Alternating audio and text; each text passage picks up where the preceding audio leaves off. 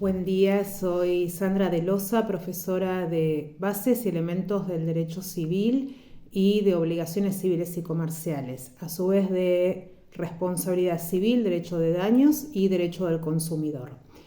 Esta clase va dirigida para mis alumnos de Bases y Elementos de Derecho Civil 1. En el día de hoy vamos a ver vicios del acto voluntario. Para eso primero vamos a recordar básicamente en forma muy breve cuáles son los elementos del acto voluntario. Recordemos que los elementos del acto voluntario son internos y externos. Los internos son el discernimiento, la intención y la libertad, y el elemento externo es la manifestación de la voluntad. Bien. Dicho esto, vamos a nuestro tema. ¿Cuáles serían los vicios de ese acto voluntario? Primero, decir que los vicios es una anomalía en un elemento sustancial. Entonces, un vicio es el error. Otro vicio es el dolo, ¿sí? Y estos dos vicios lo que hacen es influir negativamente sobre la intención. Es decir, cuando hay error o hay dolo, esto obsta a la intención. Por otra parte, el vicio de violencia es el que obsta a la libertad. Cuando existe violencia tanto física como moral, el sujeto no actúa con libertad. Tenemos también la falta de discernimiento, que muchos autores lo toman como un vicio del acto voluntario, aunque técnicamente la falta de discernimiento es un defecto del acto voluntario, pero no se produce a consecuencia de un vicio, sino por una circunstancia inherente al sujeto. Le falta discernimiento o tiene ausencia de razón. Entonces, estos vicios del acto voluntario, no confundirlos con los vicios de los actos jurídicos o negocios jurídicos. ¿Cuáles son los vicios de los actos jurídicos? Simulación, fraude y lesión. Y tener en cuenta también cuáles son las consecuencias de los vicios. La consecuencia del vicio dolo es la nulidad, obviamente del acto que se trate, del acto voluntario. La consecuencia del dolo es la nulidad, del error es la nulidad, de la violencia es la nulidad, la consecuencia de la simulación también es la nulidad, la consecuencia del fraude es la inoponibilidad, que vamos a ver más adelante que no es lo mismo, y la consecuencia de la lesión es la nulidad, aunque en ciertos casos puede ser también el reajuste del acto. Entonces, empecemos con el primero que mencionamos, el primer vicio, que es el error. Es un vicio, como decíamos, de los actos voluntarios que afecta a la intención y causa la nulidad del acto. Esto lo tenemos en el artículo 265 del Código Civil y Comercial. El error puede ser un error de hecho o un error de derecho. ¿Qué es un error de derecho? Es el que versa sobre la existencia, contenido o interpretación de una norma jurídica. En esto rige el principio de inexcusabilidad, que lo tenemos en el artículo 8 del Código Civil y Comercial de la Nación. La ignorancia de las leyes no sirve de excusa para su incumplimiento, si la excepción no está autorizada por el ordenamiento jurídico. Es decir, ninguna persona, ningún sujeto podría excusarse de cumplir con una norma aduciendo simplemente que la desconocía. Nos referimos a la ley en sentido material, es decir, a cualquier norma jurídica objetiva de carácter general. Puede ser una ley de Congreso, puede ser un decreto, puede ser una ordenanza municipal, una ley provincial. Nos referimos a ley en sentido material. Y precisamente lo que crea en realidad el derecho es una ficción. Presume que todos conocemos las normas, porque sería imposible que un sujeto pudiera, simplemente aduciendo el desconocimiento de una norma, no cumplirla. Entonces, el error de derecho tenemos por un lado. Y por otro lado tenemos el error de hecho, que vamos a ver en qué casos constituye un vicio. El error de vicio, como vicio, debe ser de hecho, esencial y reconocible por la otra parte. El error de hecho es el que recae sobre cualquier circunstancia del acto y por eso comprende la libertad de una persona, la capacidad civil, el estado civil, etc. Puede recaer sobre el objeto. Por ejemplo, creo estar comprando un departamento y en realidad estoy comprando un terreno. Una cualidad de la cosa también puede ser objeto de un error de hecho. Lo importante es que el error debe ser esencial. Cuando un error es esencial, lo tenemos en el artículo 267. Son los que recaen sobre la naturaleza del acto, o un bien o un hecho diverso o de distinta especie que el que se pretendió designar, o una calidad o extensión o suma diversa a la querida. La cualidad sustancial del bien que haya sido determinante de la voluntad jurídica según la apreciación común o las circunstancias del caso. Los motivos personales que hayan sido incorporados expresa o tácitamente. Ojo acá que habla de motivos personales, pero que hayan sido exteriorizados por la parte como precisamente importantes o esenciales para llegar a la celebración de ese acto. Y también es un error esencial aquel que se incurre sobre la persona con la cual se celebró el acto o a la cual se refiere el acto.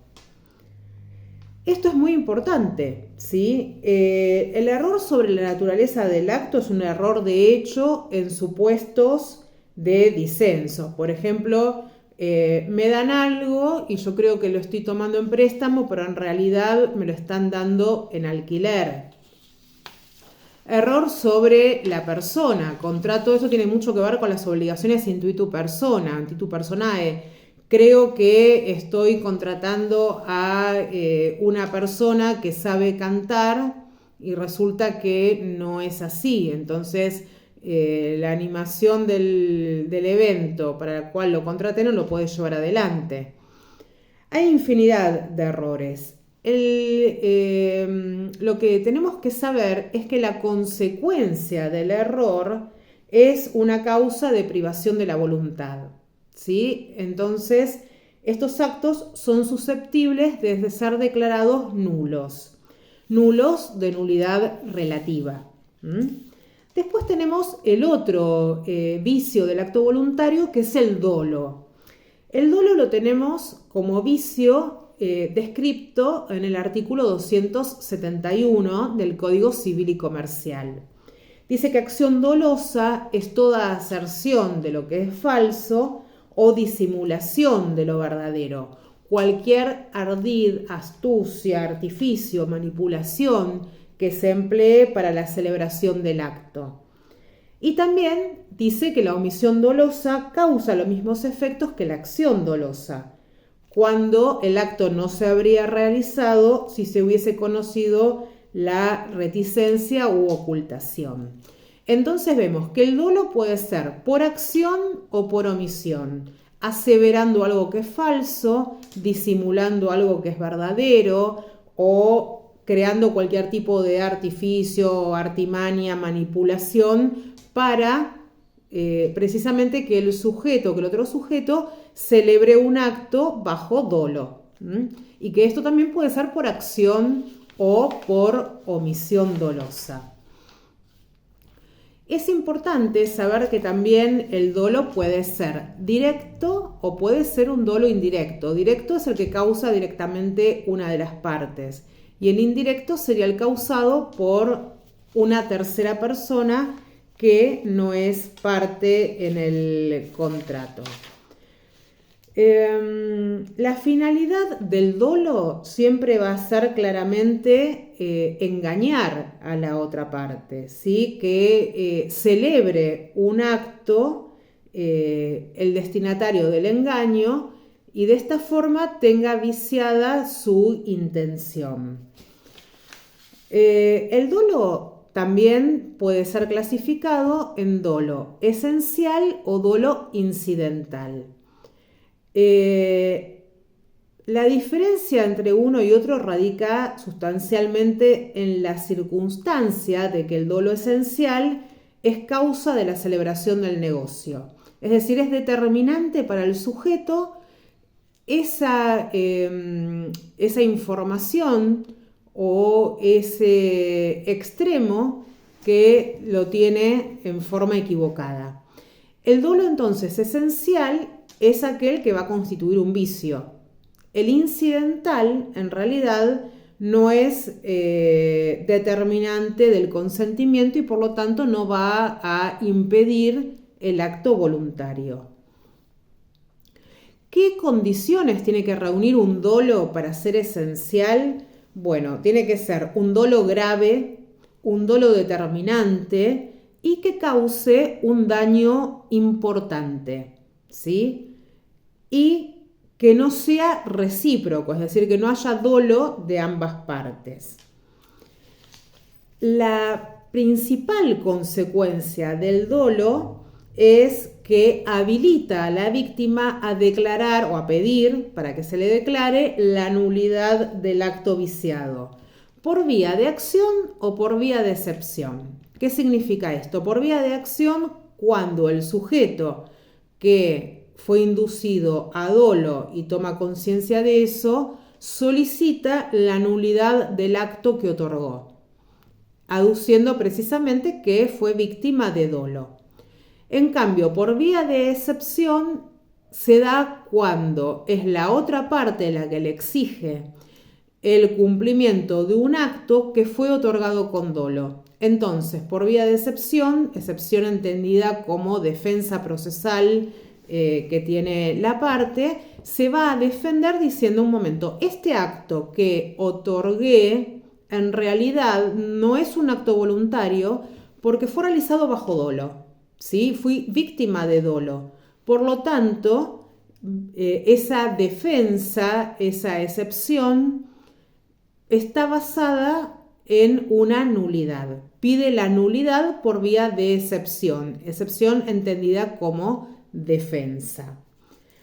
¿Cuáles son entonces las consecuencias? Decíamos, la acción de nulidad, pero también la víctima de dolo podrá demandar por daños y perjuicios que esta acción u omisión dolosa le pudo ocasionar. Luego decíamos, el dolo incidental no es determinante de la voluntad del acto y de allí que no se dé lugar a la anulación del acto, pero sí, obviamente, va a dar lugar, en su caso, a la reparación de daños y perjuicios. Cuestión fundamental, la prueba del dolo. ¿Quién tiene que probar el dolo? La víctima, la persona que esgrime, que aduce, que entiende que fue víctima de dolo y aduce o señala este dolo. Quien lo invoca tiene que probarlo. Lógicamente, quien lo va a invocar será la víctima. Tener en cuenta que el dolo nunca se presume. No va a haber ningún supuesto donde el dolo se presuma. Tendrá que probarlo la víctima con toda la dificultad probatoria que sabemos que puede tener probar un dolo. Porque no olvidemos que la característica fundamental del dolo es tener la intención de causar un daño, ¿sí? El sujeto que realiza una acción u omisión dolosa lo hace con la finalidad de causar un daño, a sabiendas de que va a causar un daño. Entonces, esto supone probar de alguna manera una actitud psicológica en el sujeto que intenta inducir a otro a un equívoco a través de un dolo. Por lo tanto, esto es de difícil prueba, pero el dolo nunca se presume, siempre debe ser probado. Y luego tenemos el vicio de violencia. ¿Qué es la violencia? La violencia puede ser violencia física o puede ser violencia verbal. Violencia es un temor, o cuando se le infringe a una persona una fuerza física irresistible, y la amenaza que genera un temor de sufrir un mal grave e inminente en su persona o en los bienes, o la persona o bienes de un tercero, de la cual es absolutamente ajeno. Y aquí lo que se remarca en el artículo 276 es que la relevancia de las amenazas tiene que ser medida por la situación del amenazado y las demás circunstancias del caso. Entonces, violencia como vicio puede ser fuerza física irresistible, o sea, violencia física, o moral. Esto de amenazas, de amenazar, sentir temor de sufrir un mal grave e inminente en la persona o bienes del sujeto o en la persona o bienes de un tercero. Se amenaza a un familiar, a un amigo, ¿sí? O en los bienes. No solamente a nivel personal, sino también daño a los bienes. Esto es la coerción, la intimidación. Las amenazas entonces tienen que reunir esta característica de ser realmente un hecho que cause temor en la parte que recibe la amenaza. Y esto le impide, obviamente, actuar con libertad. Fundamental tener en cuenta, que después lo vamos a ver más adelante también, que la acción de nulidad, la nulidad relativa, prescribe a los 2 años. Bueno, esto es una clase breve sobre este primer tema de los vicios del acto voluntario.